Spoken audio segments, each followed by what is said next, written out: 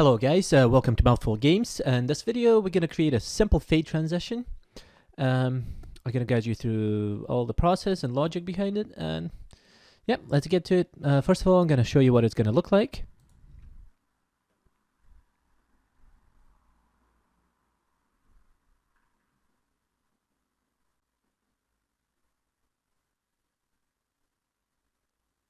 Right, there you go, you can see it's nice and smooth, fades in from black.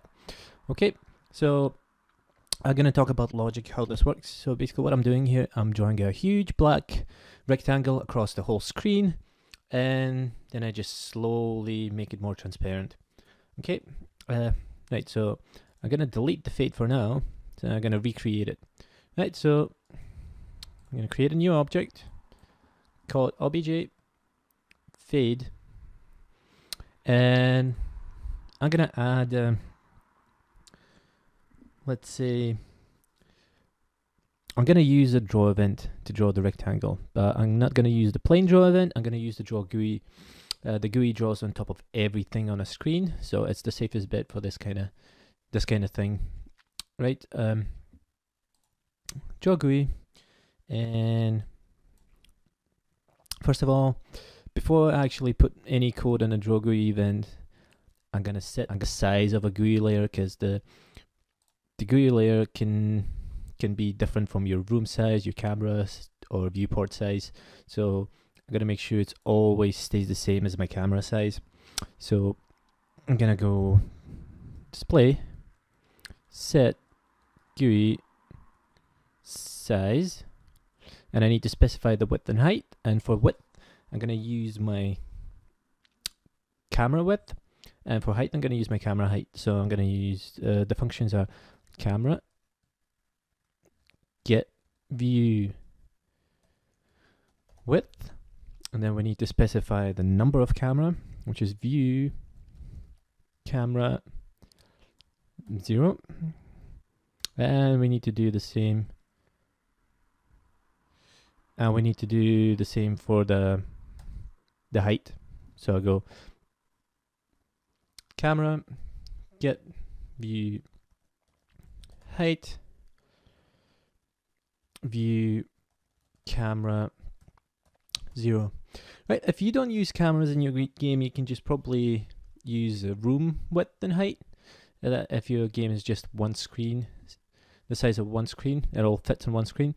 But if you're making a bigger game, you're definitely going to use cameras. So, and this way, this code will work with any sort of resolution, instead of hard coding the values, putting like 200, 500, 1000 something, right? And this is it, like that. So I've set the size of my GUI layer. Next thing, I'm going to declare one variable. I'm going to call it opacity. This is going to be the opacity of our rectangle. 1 is going to be fully visible, and when the opacity is going to be 0, it's going to be transparent.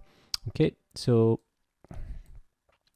before I go to the draw GUI event, I'm going to draw the rectangle now. So I'll write draw rectangle, and so we need to specify the coordinates of a top left and a bottom right. So top left is going to be 0, 0, xy. It's going to be 0, 0, and bottom right is going to be, I'm going to use the size of a GUI layer to figure that out. So function, the bottom right x is display get GUI width, and display get GUI height. We need one more argument, and it's going to be whether we want a rectangle to be just an outline, or we want it to be filled. So I'm going to go with we wanted to cover all the screen, so I'm going to go with the filled one. So for the outline, we type in false or 0, both will work. Okay, so we're drawing a rectangle. I'm going to go into my room. I'm gonna drag my fade in the room, doesn't matter where you place it. Run the game. So now we should not be able to see anything but a rectangle.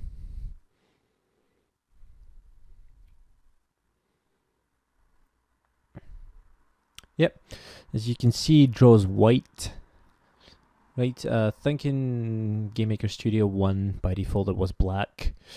So what we need to do, we need to make sure the rectangle is right color. And before it's drawn, so I'm going to set the color of a drawing. So I'll go draw, set color, C black. Okay, let's see if that's going to make the rectangle black. Will.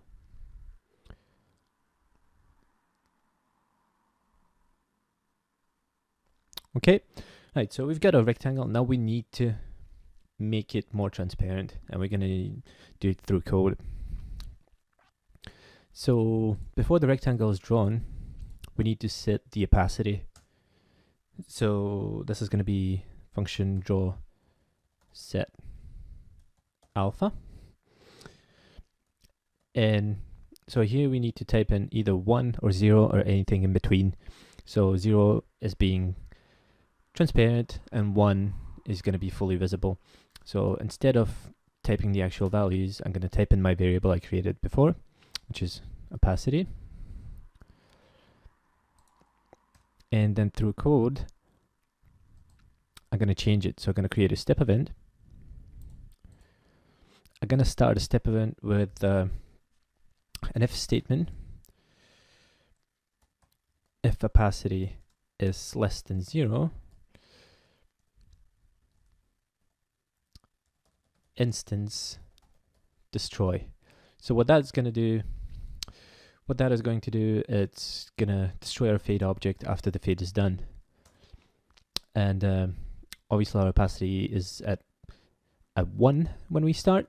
So right now it's not going to do anything. So we need to slowly change it from 1 to 0 before it gets destroyed. So I'll do else statement. And it's going to be, I'm just going to alter opacity in it. So I'm going to go opacity minus is equal. And I'm going to go with 0.01 for a really smooth, slow fade. Basically what it's going to do is going to make the opacity variable from 1 decrease by this amount every step. So, and because it's using this variable opacity in a draw event, it's going to make the rectangle more transparent. Okay, so let's run this.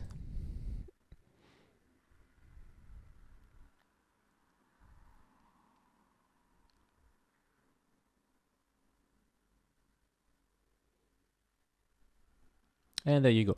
As you can see, something weird happened.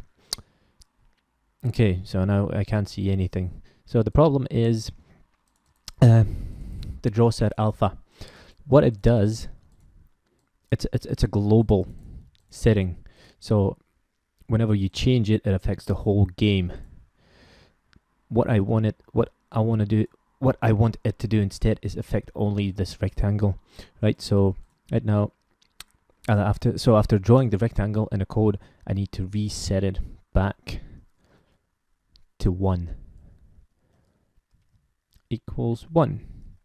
So if I set it back to 1, I still be able to see my whole game because it's not going to affect the whole game, but it's only going to affect this rectangle because it's in the code in between this bit and this bit here. So this bit is going to affect the drawing of this, and this bit's going to affect everything drawn on the screen. Okay, let's run it.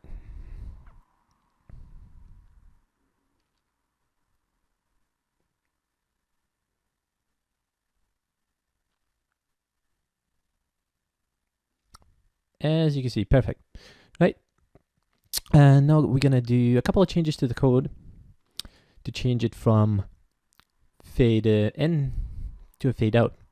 So basically we just need to reverse a couple of things. We start with opacity at 0, and we change this. We're going to destroy it if opacity goes over 1.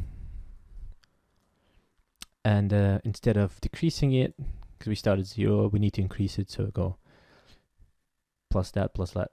Okay, and that should make it a fade out.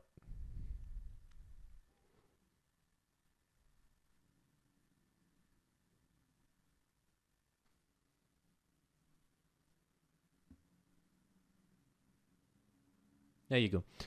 Obviously it disappeared because I didn't tell my game to do anything else after it. So with fade out, you just want to place it somewhere a bit more appropriate in a game, not at the start of a room. Okay, and that's the whole video. Okay guys, thank you.